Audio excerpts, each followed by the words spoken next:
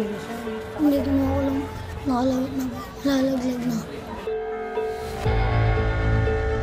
Dudukutan ko rin siya para makabawi rin. Para hindi nila po ako api-apiin pag nako. Dapat po, pinabayaan ko na lang po. Kasama ko pa sana yung pamilya ko.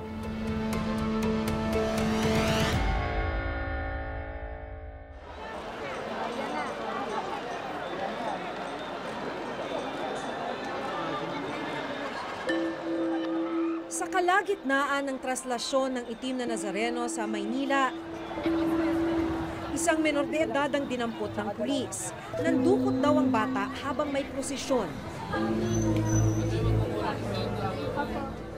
Nasa gitna ako ng translasyon.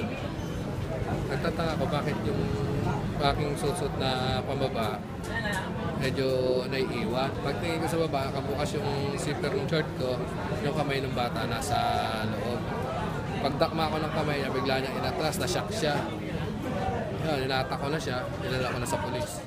Dinala ang bata sa isang presinto sa Maynila. Dito kaagad siyang kinausap ng pulis at ilang tauhan ng City Social Welfare ng Maynila. Kasama ang social worker na kapanayam namin ng bata na itatago namin sa pangalang Marco. Ang kanyang edad, 12 taong gulang. Binukutan mo talaga siya. Hindi ko na ako lang nakalawit na lalaglag na. Kinuha mo yung sandaan. Opo. Bakit mo kinuha?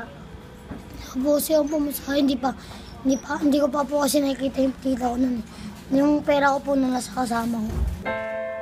Ayon kay Marco, may sakit ang kanyang ina at may kapansanan naman ang kanyang ama. Panganay raw siya sa 8 magkakapatid. Napapawa sa bali po yung dalawang kamay. Okay. Di po na po nakapagtrabaho. Okay. Yung mama ko naman natusok ang mata. Nang mga panahong naabutan namin si Marco sa presinto, hindi pa alam ng kanyang magulang ang nangyayari sa kanya. 2 oras ang itinagal niya sa presinto. Mula rito, idiniretso si Marco sa Reception and Action Center o RAC, Manila. Sinubukan naming makapasok sa loob pero hindi kami pinayagan. Pero dito raw siya sasailalim sa isang intervention and rehabilitation program. Sa kasalukuyang batas na RA 9344 o Juvenile Justice and Welfare Act, maaaring kasuhan ang mga batang 16 hanggang 18, lalo na kung mapatunayang may discernment o alam at naiintindihan ang ginawa nilang krimen. Pero walang criminal liability ang mga batang may edad 15 pababa. Kaya hindi maaaring kasuhan si Marco sa kinasangkutan niyang reklamo.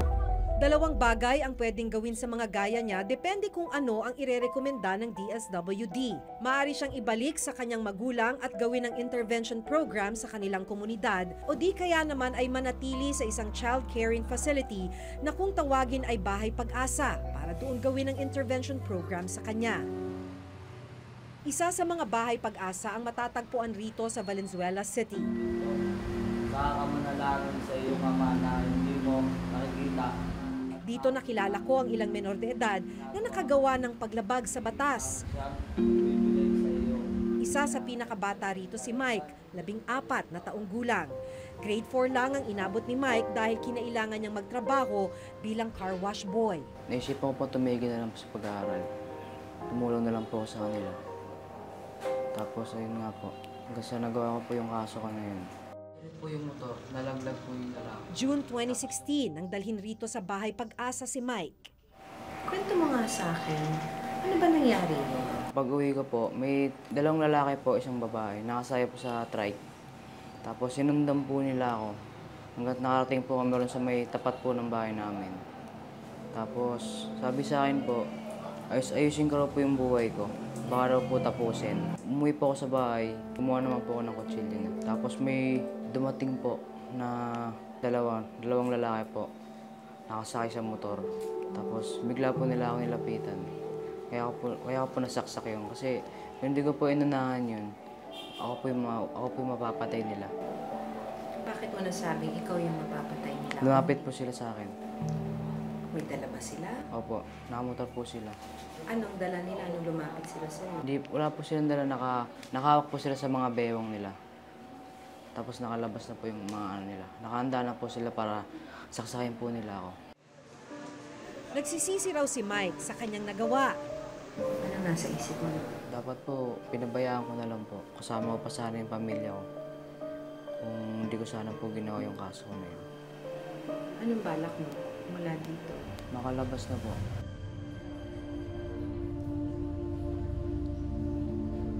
Ayon sa mga taga-bahay Pag-asa, nakaranas ng halusinasyon si Mike nang una siyang dalhin sa shelter. That must be the reason na nag-trigger yung kanyang yung murder nga. So, for 8 months that he has been here, I think he has improved a lot. Of course, yung constant medication, importante kasi yan eh. So, every day naman, he takes his medication and then nawawala yung hallucination niya. Kasi based dun sa the case study that was done, during that time, he was a victim of bullying. Nabully siya, perpetrator niya, binubully siya, constant yun. So parang up to a point na hindi na nakaya. So parang he heard something na sinasabi na, oh, it's about time, gumanti ka naman. So that's why the crime was committed. Dahil 14 na taong gulang lang si Mike, hindi rin siya maaaring kasuhan sang-ayon na rin sa batas. Pero sumasailalim siya sa rehabilitasyon sa loob ng shelter. At kapag natapos ito, maaari na siyang ibalik sa kanyang mga magulang. May natawag tayong case conference exit conference niyan. So in fact, I kept on telling my staff na maski na-release natin siya, dapat may follow-up. Maski nasa family na siya, nasa community, dapat may follow-up. Importante kasi yan eh. Kasi baka biglang, we can never say, baka bumalik. Diba? Which I hope hindi na. Sa panibagong panukalang batas, nais nilang ibaba ang tinatawag na minimum age of criminal liability. Mula 15, gagawing 9 na taong gulang ang edad ng batang pwedeng makasuhan o sampahan ng kasong kriminal. Sakaling maipasa ang batas, ang mga batang gaya ni Marco maaaring masampahan ng kasong theft sa kanyang nagawa. At kapag napatunayan, pwede siyang makulong ng mula 1 taon hanggang 20 taon. Maaari na ring masampahan ng kasong murder si Mike. At kapag napatunayan, habang buhay na pagkakabilanggo ang pwedeng maging parusa sa kanya. Gayunman, mananatili muna sila sa bahay Pag-asa hanggang marating ang edad na 21 bago sila ilipat sa mga kulungan kasama ng mga matatanda. Pero tuto sa panukala ang mismong pinuno ng bahay Pag-asa rito sa Valenzuela. I really don't agree. Ang 9 years. It's too young. It's too young. Their mind is not really prepared. Talagang kailangan ng guidance eh. Sad to say, minsan hindi nag-guide ng family. The parents sometimes are the one who push them. I've seen several cases talaga, kapabayaan ng magulang. Kaya nga, tinatawag natin sila, as much as possible, we avoid itong mga child to be children at risk. Kasi once they're on the streets, ayan na, they start learning bad things. So, community, of course, plays an important role also to the upbringing of a child. Pero para sa mga nagpanukala, kailangang maipasa ang batas, lalo na't nagagamit ang mga bata sa kalakaran ng iligal na droga. Sa ngayon, panahon, ang mga bata ay pagala-gala sa kalsada. Humihingi ng limos, nagiging snatcher, nagiging mga mandurukot. Ang ating mga magulang ay ginagamit kung minsan ang mga bata dahil alam nila na hindi makukulong, hinahayaan nila na makihalubilo sa mga kriminal. Kaya lumakalakas ang loob ng mga bata na labagin ang ating batas sapagkat ang mga bata ay nagkakaroon din ng idea na libre silang gawin ito. Giit naman ng ilang tuto sa panukala, dapat ang mga gumagamit sa mga bata ang maparusahan dahil sila ang mga biktima sa kalakaran. Minsan na naming naiulat ang ginagawang pakipagpatentero sa EDSA ng mga batang hamog. Magawa lamang ang kanilang modus, ang magbukas at magnakaw sa mga kotseng naiipit sa matinding traffic. Minsan na raw silang nahuli ng mga taga-barangay. Dito rin daw siya nakaranas ng pangabuso. Binubugbog, pinapalinis ng mga nakakulong din.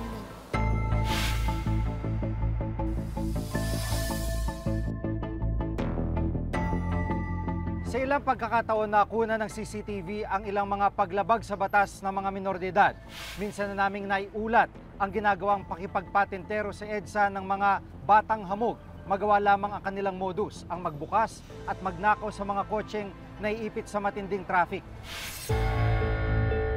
Sa videong ito, nakita kung paano dinukot ng isang bata ang wallet ng isang babae na nasa loob ng kanyang bag. Nakita pang nagbibilang ng pera ang bata kasama ang isa pang bata. Pagkatapos makuha ang laman, ay itinapon nilang wallet. Nakunan rin namin ang video noon ng mga batang umakyat sa mga truck para magnakaw ng mga bakal. Kaikot po namin bubuksan pagkabukas po namin. Titingnan namin sa likod para sa harap. Isa sa amin may taga-lookout. Noong 2016, umabot na sa 1,200 ang sinasabing children in conflict with the law. Gaya ng ibang batang hamog, kali nang naging tirahan ng 9 na taong gulang na si Totoy, hindi niya tunay na pangalan. Maliit at payat ang kanyang pangangatawan. Grade 3 lang ang naabot ni Totoy. Nakulong kasi ang kanyang ama dahil sa illegal na droga, kaya nawala ang sumusuporta sa kanila. Tinaniman po ng droga. Ano po, pagkabalik nila, mayroon na pong nakalagay. Sinabi na po ng papa ko sa mama ko, tinaniman nila ako. Ay walang nagawa si mama, diniretso na si papa ni station. Sa murang edad ni Totoy, napasama na siya sa ilang grupo. OBT, hari ng kalsada. Pag hindi po pinapasakay sa mga jeep, ari-arian, tapos papaluin yung likod. Kasama mga barkada, unti-unti na rin daw niyang natutunan ang hindi magandang gawain. Dudukutan ko rin sila para makabawi rin po. Lalo nga po yung 5 kong kasama, ninakawan po ko ng 500. Para hindi nila po ko api-apin. Kwento ni Totoy, minsan na raw silang nahuli ng mga taga-barangay.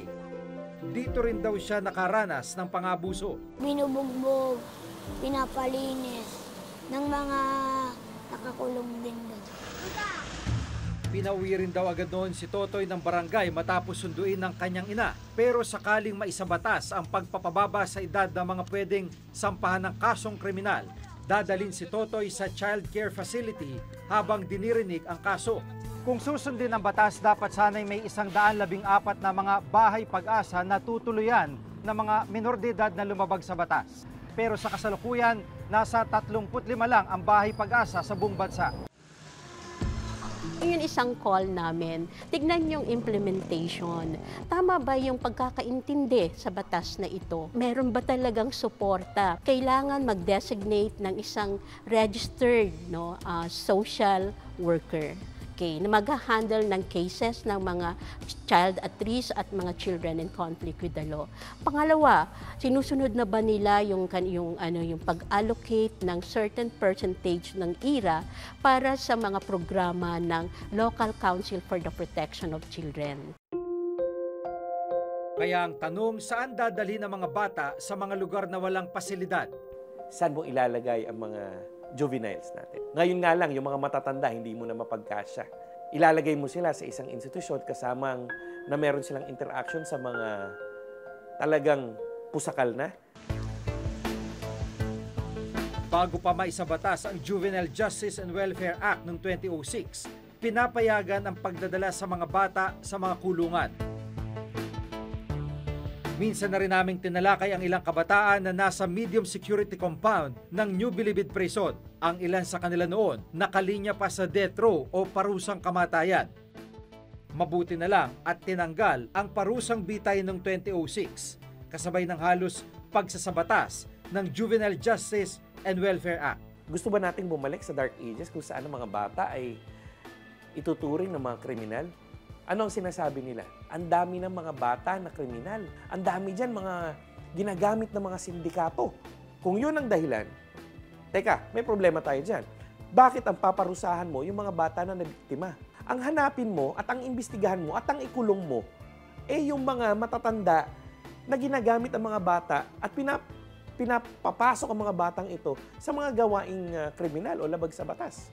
Ang panukalang batas na ito ay kailangang maisabatas upang singilin ang ating mga magulang, singilin ang ating mga pinuno ng barangay, bayan, probinsya, singilin ang mga sari-saring departamento ng ating bansa na gawin nila ang obligasyon. Huwag silang maging pabaya. Huwag silang maging kumpiyansa na walang mangyayari sa mga bata. Ang isang argument kasi na binibigay ng mga legislators, no, na sa mga at the age of 15 daw ay alam na ng bata kung ano ang tama at mali. Yes, totoo yun. Kahit na 4 na taon siguro na alam mo na kung ano ang tama at mali. Pero ang tanong dyan, alam ba nila kung ano yung implikasyon ng mga gagawin nila? Ilan daw sa mga dahilan kung bakit lumalabag sa batas ang mga bata ay dahil sa nakalakihang karahasan, kawalan ng magulang o di kaya'y maging kahirapan. Mahigit 1,200 CICL noong 2016.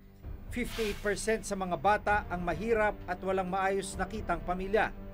29% ang hiwalay ang mga magulang at 24% ang nakaranas ng domestic violence. Ang tanong, may nagawa naman ba ang pamahalaan para solusyonan ang mga problemang kinakaharap ng mga kabataan? Ang sinasabi namin, kailangan talaga yung pumapasok dito yung responsibilidad ng magulang. Okay. At yung suporta ng government para magkaroon ng mga worthwhile activities yung mga bata sa Pilipinas.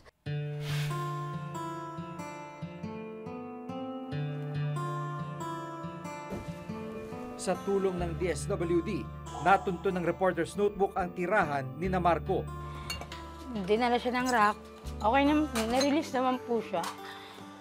Ayun, sa nadakutan po niya, ako na po humingi ng pasensya.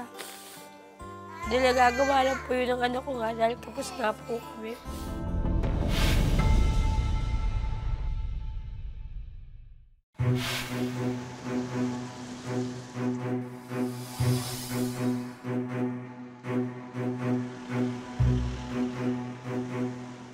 Mainit namang pinagtatalunan sa ngayon ang panukalang babaan ng edad ng mga batang pwedeng sampahan ng kasong kriminal.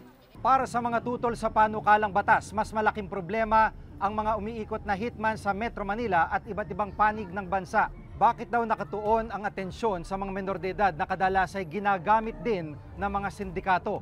Hindi ba't biktima rin daw sila? Dahil ito ay symptoms or epekto or resulta ng mas malalang problema, dapat ang mga solusyon dito ay multidisciplinary, comprehensive, sustained. Bumalik tayo sa basic, no?